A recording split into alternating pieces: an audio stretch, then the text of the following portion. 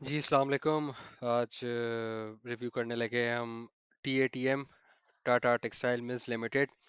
तो काफ़ी interesting stock है। फंडामेंटली अभी मुझे कुछ चीज़ें, मैंने जब रिसर्च की तो मुझे पता चला कि काफ़ी इंटरेस्टिंग है इसके अंदर।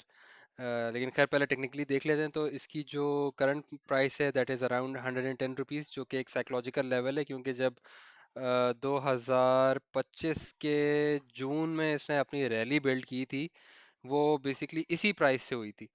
और यहीं से जो है ना, फिर 110 से उठ के ये चला गया था कोई 311 रुपए तक। तो कोई 3 गुना इसने अपनी कीमत बढ़ा ली थी, ठीक है। फिर उसके बाद डबल टॉप लगा के सिर्फ नीचे ही आया, क्योंकि क्या कहते हैं, वो पैटर्न बन गया था। खैर उस पर हम बाद में आते हैं। लेकिन तो अब उसी उसी प्राइस पे, तो ये साइकोलॉजिकली काफ़ी इंपॉर्टेंट लेवल है। और जो इसकी नेक्स्ट रेजिस्टेंस मुझे नज़र आती है वो है 121 रुपये, 130 रुपये, और फिर 170 रुपये की जो सबसे बड़ी इसकी रेजिस्टेंस रेजिस्टेंस मुझे नज़र आती है। जो सपोर्ट लेवल्स हैं वो मुझे नज़र आ रहे हैं 90 और 85 पे। अगर ये इसको ब्रेक करता है तो मुझे लगता है कि ये फिर कहीं हमें 40-50 रुपये पे आता नज़र आ जाएगा। तो ये सपोर्ट को मेंटेन करना काफ़ी ज़रूरी है। प्लस 130 का इसको ब्रेकआउट देना, 120, और फिर उसके बाद 30 वाला ब्रेकआउट बहुत इंपॉर्टेंट है टुवर्ड्स द रैली ऑफ 170। अब हम बात करते हैं कि ये 300 रुपये से वापस 100 रुपये पे आके क्यों गिर गया। तो इसकी वजह यह है कि 2025 में जो इसका 3.5 बिलियन का जो प्रॉफिट आया था इनके फाइनेंशियल स्टेटमेंट्स पे, वो बेसिकली इनकी ज़्यादा फैब्रिक बेचने पे या टेक्सटाइल बेचने पे नहीं आया था। वो इसलिए आया था क्योंकि इन्होंने जो अपनी इन्वेस्टमेंट कहीं की हुई थी, उस पे इनको जो है प्रॉफिट हुआ, ठीक है।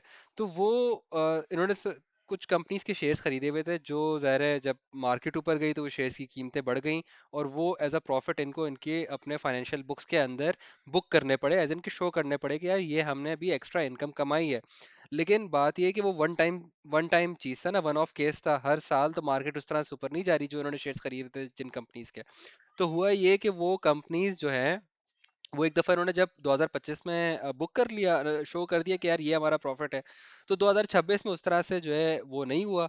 और जो इनकी अपनी स्टैंडिंग थी, जो कोर बिजनेस था, जो ये फैब्रिक का और यार्न का, वो जो है वहीं का वहीं खड़ा था। तो वो जो लास्ट ईयर एक अकाउंटिंग गेन था, बेसिकली बिजनेस ने ग्रो नहीं किया था, वो जो शेयर्स खरीदे थे दूसरी कंपनियों के और वो ऊपर चले गए थे। तो इनका ईपीएस जो है वो 13.5 रुपए से सीधा 0.74 रुपीज पे आगे गिर गया, जो कि एक बहुत बड़ा सेटबैक था। और इसी वजह से जो है ना, इसकी प्राइस भी फिर वो कहीं से कहीं उठ के आपके सामने कहीं आ गई।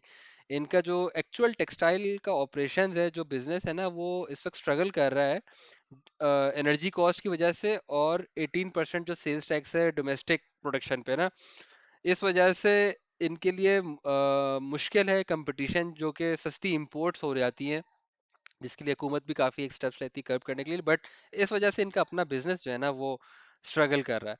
तो ये इसका जो है ना, क्या कहते हैं, एक स्नैपशॉट है फंडामेंटली भी और टेक्निकली भी, कि जो लास्ट ईयर का भी जो इनको 3.5 बिलियन का प्रॉफिट था, उसके अंदर जो इनका कोर टेक्सटाइल का प्रॉफिट था ना, वो लेस देन अ बिलियन था, 0.8 बिलियन रुपीस थी। तो बस मेरे ख्याल से ये है काफ़ी समझने के लिए इस शेयर को, कि यार इसको ख़रीदना चाहिए कि नहीं ख़रीदना चाहिए।